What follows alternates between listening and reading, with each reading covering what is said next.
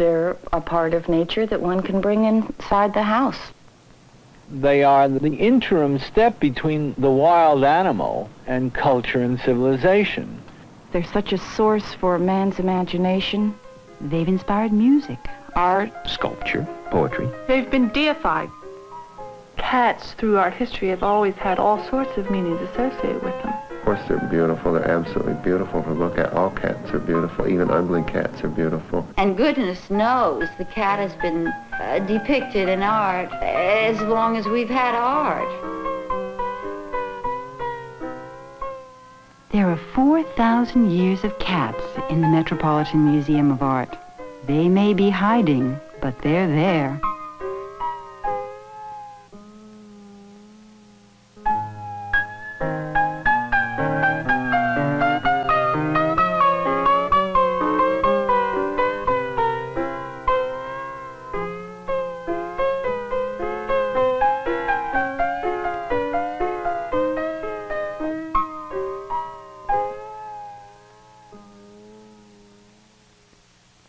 My all-time favorite cat is called The Favorite Cat. That's that wonderful American engraving by Currier and Ives. It's a small print, but when it's blown up, it's like the large Andy Warhol portraits of Mao.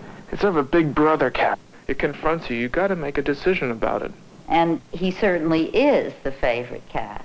You can tell by the marvelously placid expression on his face. He's fat. He's well cared for. He probably gets cream all the time. Those eyes are watching you.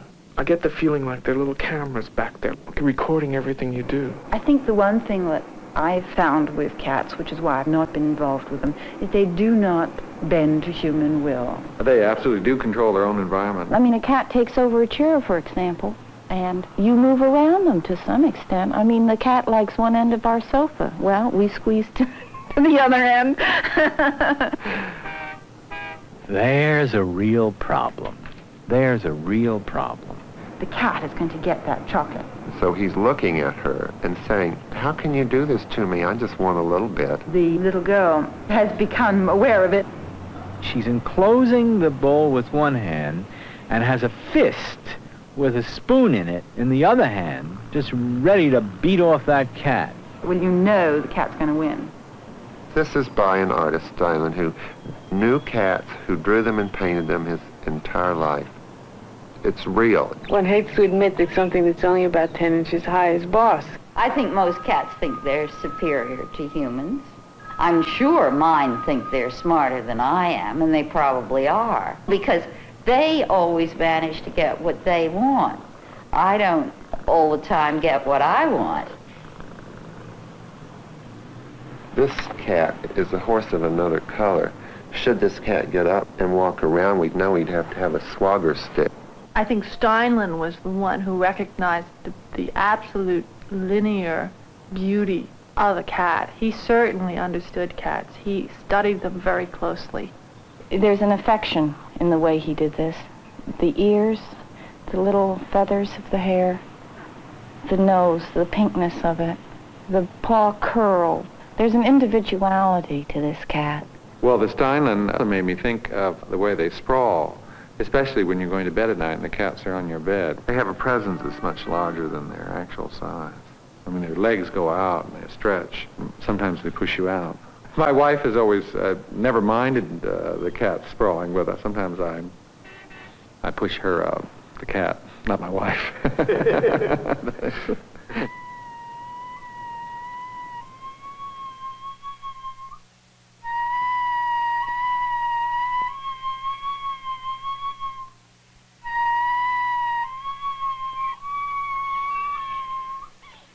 There's a marvelous control of design that pervades Japanese art. This is so full of life, and so full of movement, and so full of sinew. Look at this. That's action painting of the best sort. The eyes, I mean, if you took just everything out of the picture except the eyes and the victim, you'd have what a cat is. This cat really looks slightly mad, I think. This is a typical example of cat humor.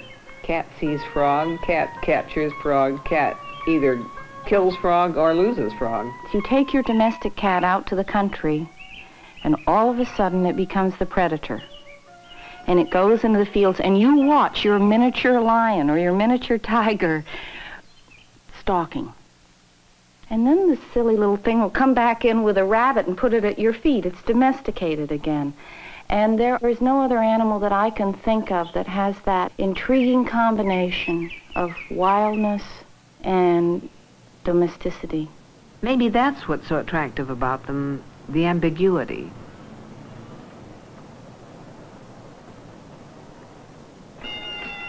The way that Max Schmeling was eventually defeated by Joe Louis in the second match was that Louis looked at the newsreels of the first match, and the idea of Max Schmeling telegraphing his punch gave Louis the advantage.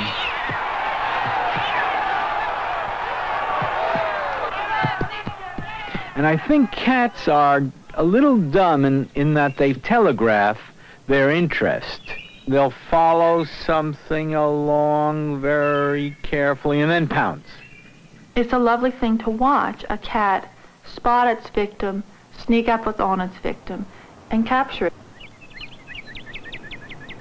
The cat's coat is literally spots of color, especially on his back, the same way an impressionist understood the visible world to be spots of color. Oh, yes.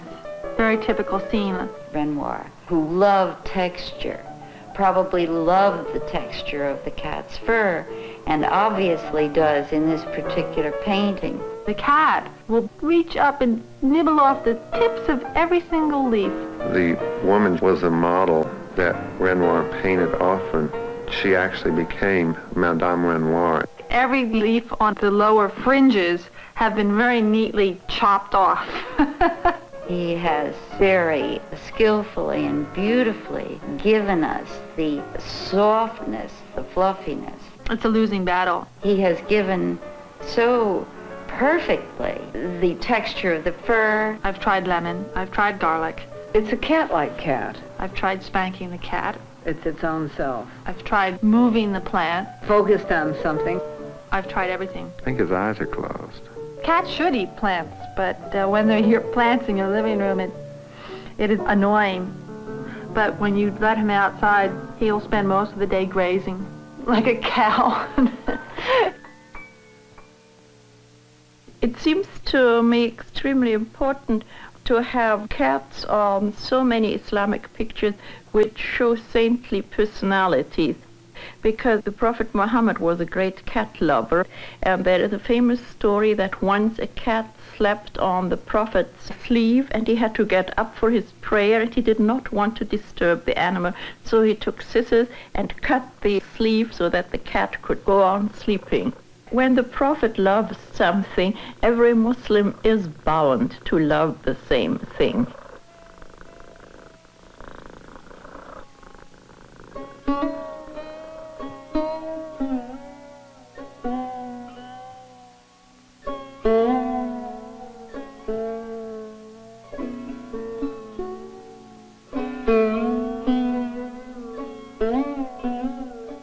This absolutely adorable Persian cat is depicted in an unadorable way. He is intent on getting some of that food, and he is so interested in that he's forgetting to be adorable. So beady-eyed, it's funny. But even so, one of the ladies is still caressing him as he inches closer and closer to the food. That's the way cats are. They want some of what you're eating. It's also an allegorical thing because the cat has symbolized many things in art throughout the ages. Good and evil, domesticity and wildness.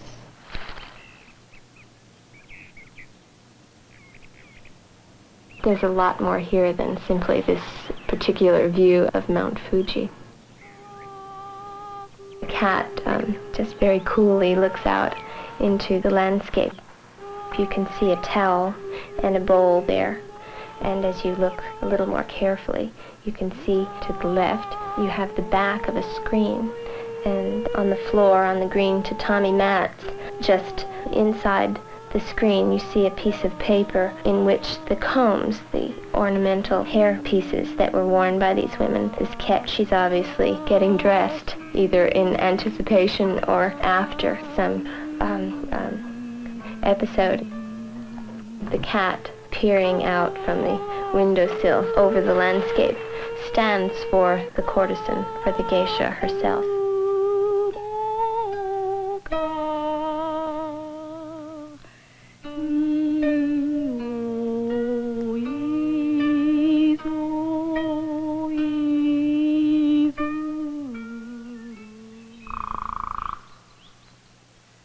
Cats were represented in Chinese art much later than in Japanese art, which is unusual because usually the developments in Japanese art came after it. The reason for that is said to be the old legend that when Buddha died, representatives of all the species in the animal kingdom came to his funeral except for cats. The eyes have a definite kind of occult look. An interior communication with something that you can't touch or see. You never really know what a cat's thinking. They're very inscrutable when they're looking at you. I think we probably read more into those heads than is really in them. They're probably just thinking about little friskies or something. The most personal art of all may be folk art. But folk may be the wrong word. Perhaps a better word would be naive, untainted by academic training. Lady with Her Pets is an absolutely charming painting by an American primitive who worked in Duxbury, Massachusetts, named Rufus Hathaway. I like it because it's so strange. The thing I really like is her wig and the feathers that are sticking out of it. They're totally mad and eccentric, just like her collection of birds, butterflies, and cat. All of her pets are sitting for their portraits. She's really into them. She likes them, and she wants them to be noted for posterity, too. It's such an amusing portrait. She's been made to sit there, and she is not one bit happy. This is a little girl. This is a cat. The artist in this case didn't understand the way a cat was put together or the way a cat really looked. Early portraitists often gave children a toy or a pet. They'd look more comfortable, but she certainly doesn't. No, she's not enjoying anything. She's not even enjoying holding her little cat. She really looks, it's almost like Gertrude Stein. I mean, she's looking very... This kid hates the painter, but she doesn't hate the cat. This is something completely different. Calder emphasized the ferocious and predatory nature of cats. It's just one line that tells you everything. He just takes that pen and he moved it and he felt it. And you could feel it as a result. It's amazing what that man could do with a line. Complicated. Very complicated. Very, very hostile. Look at the meeting of the cat's teeth with the cock's underbelly, and it's really very savage. It's a typical Calder stabile, but it's just, instead of being in metal, it's just in black and white on a page.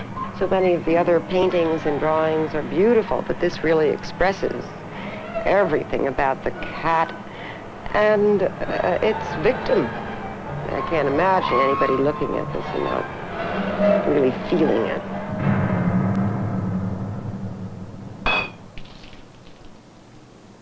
Currier and Ives did a lot of kitty cats, a lot of what are called sentimentals. Little cats, little birds, all sort of doing cutesy things.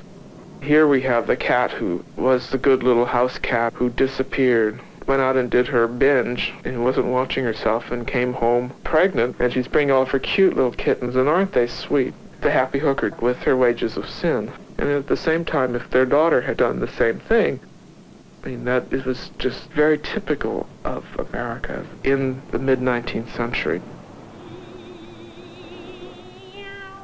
I think cats are night people, and they want to play all night long.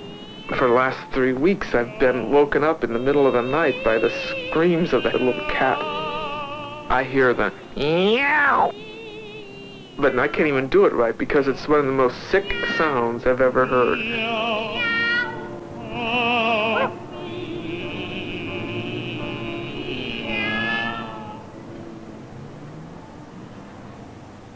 I love the little mice hanging from his belt.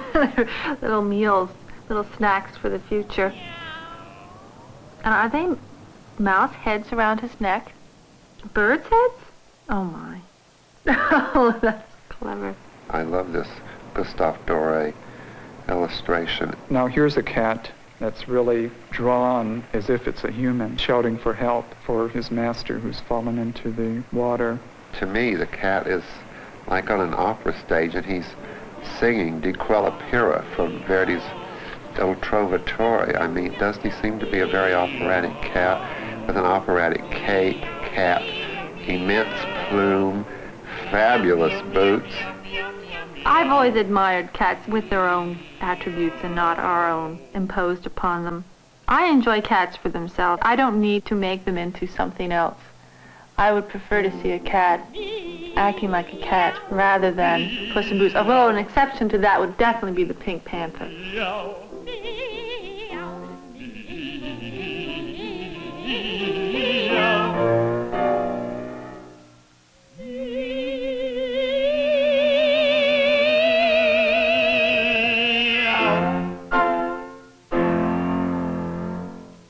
Here is this young Manuel Osorio Manrico de Zuniga, or whatever.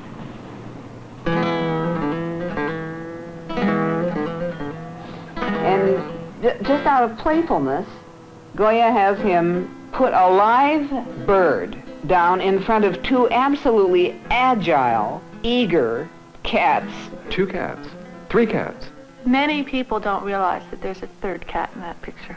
And the one in the background looms as sort of a great black presence. All you can see are the 2 eyes glowing in the dark. Goya's cats are just marvelous. The curiosity of the cat watching this bird, the pet magpie.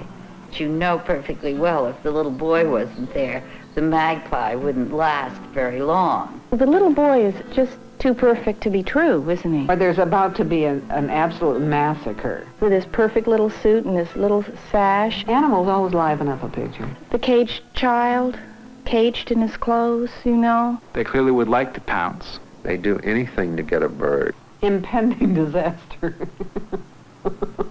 He is going to grow up, and he too will prey on others in a much more knowing and willful way than he does now.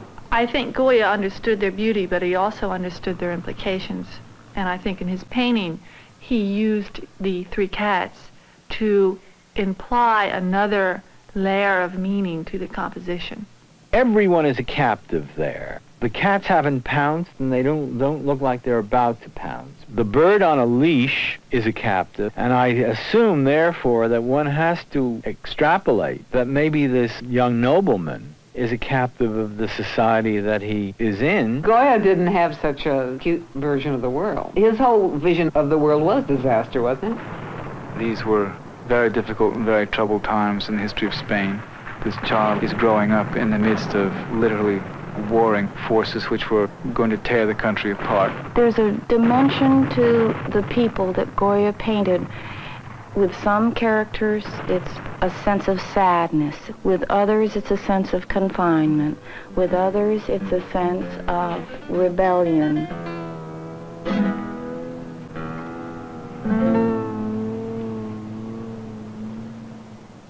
This is interesting because it's executed in both tempera and oil. It's by a Flemish painter who was active about 1500, who is known as the master of the story of Joseph, Joseph being the biblical Joseph. In many of the pictures in which cats appear, the cat is endowed with a range of human emotions, which either says something about the particular painting or the theme of the painting, or perhaps about the cat's own attitude toward human events around him.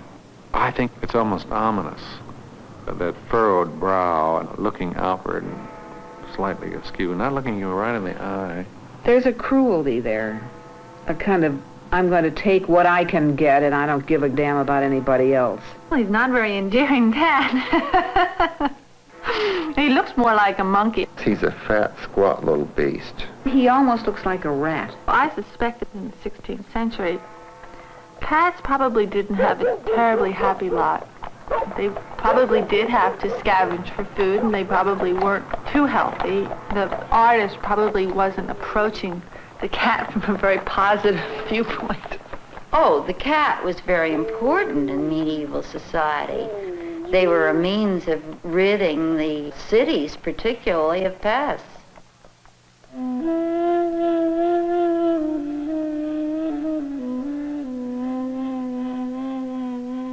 A cat is one of the very few animals that will attack a snake and kill it.